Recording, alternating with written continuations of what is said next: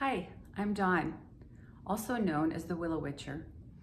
I wanted to take a moment today and introduce myself and to let you know that I will be filming videos on a daily basis, mainly pertaining to dowsing, witchering, and doodlebugging.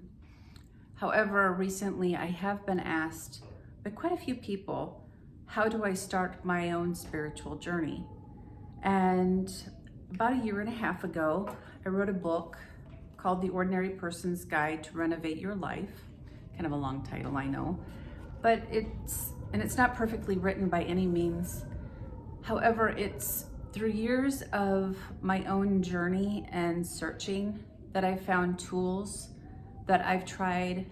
Some worked, some didn't, but I wanted to compile them in a book so you might be able to find out what resonates with you.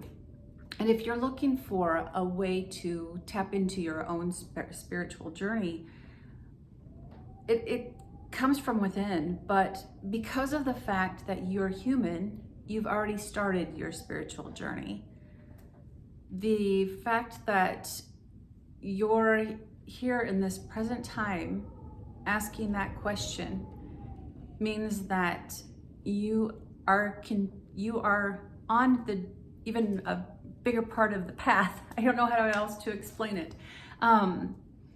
Like the book, these videos are not going to be perfect. So anyway, but with saying that, we've all been through trauma of some sort, some shape. Some we've gotten through and healed from, and some that's really still stuck within us. And once you start seeing that through all trauma, through all experiences in life, they actually help build who we are in the present moment. They can also those experiences can play a part in where we go in our future. But we have the amazing thing in our life called choice, and it's what we do with that. For me, I have been working through some, they call it shadow work, things that I have not healed completely from throughout my life, things that I may have forgiven people, but forgetting the instance or the thing that happened has been a real struggle in some cases. And oftentimes I'm able to put that aside, but eventually, since I haven't dealt with those things completely, little trickles come through, and so I'm still working on some of those things.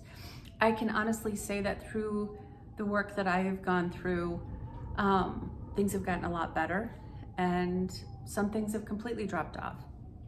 But as far as what a spiritual journey means to me, it may be different than what a spiritual journey means to you.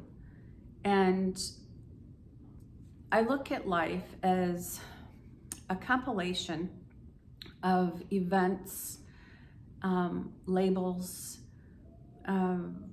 things that have happened to us in which get kind of layered on top of each other throughout our lifetime. And so our true self is way, way down in here.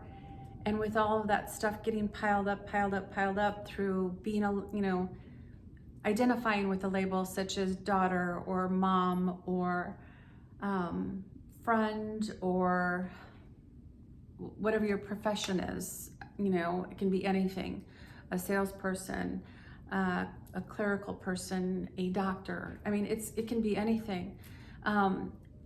We tend to affix those ideologies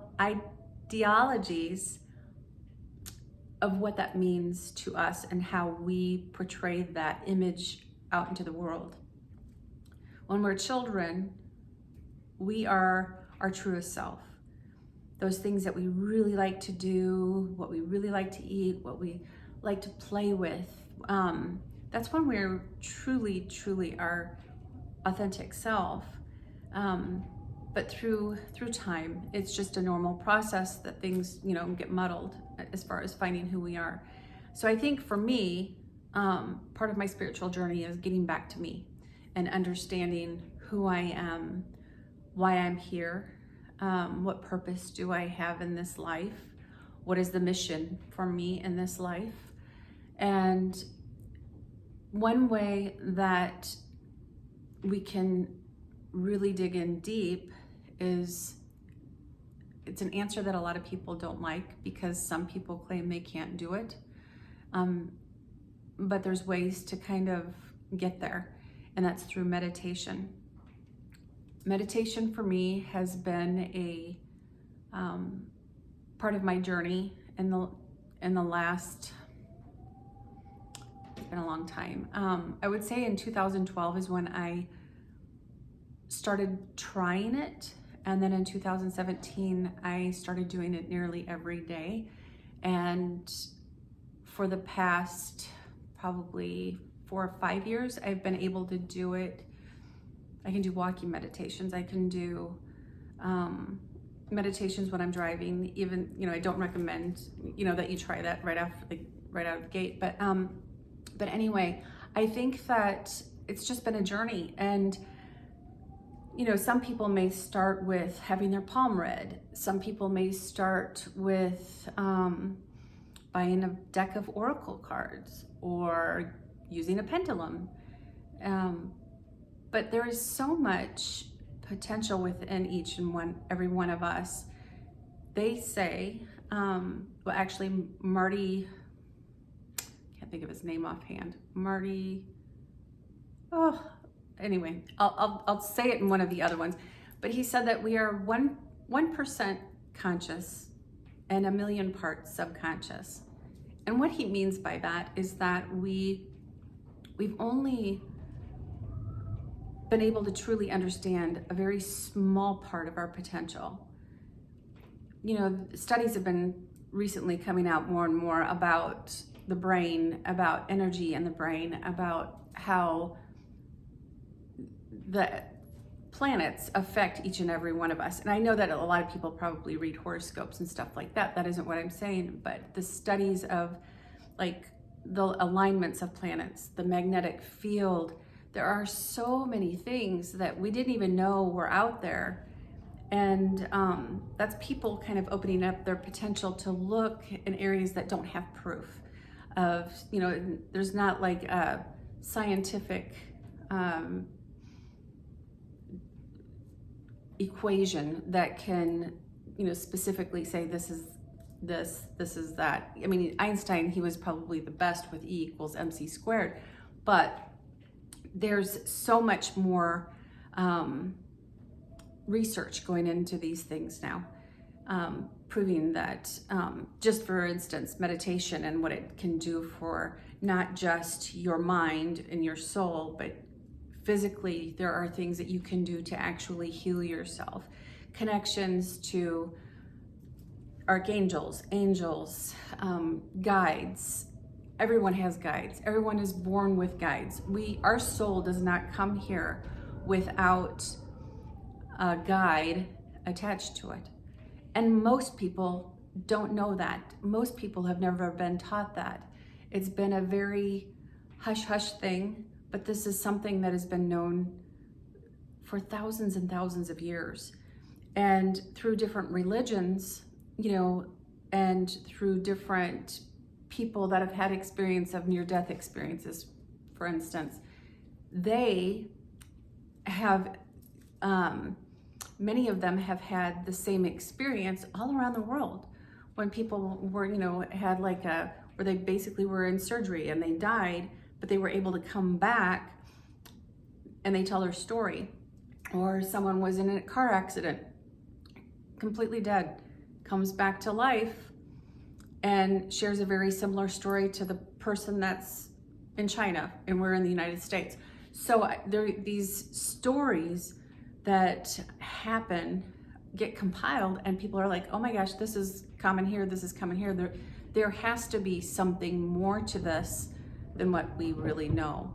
So anyway, I didn't mean to kind of go off on that, but I just wanted you to know that I am going to be talking about different tools.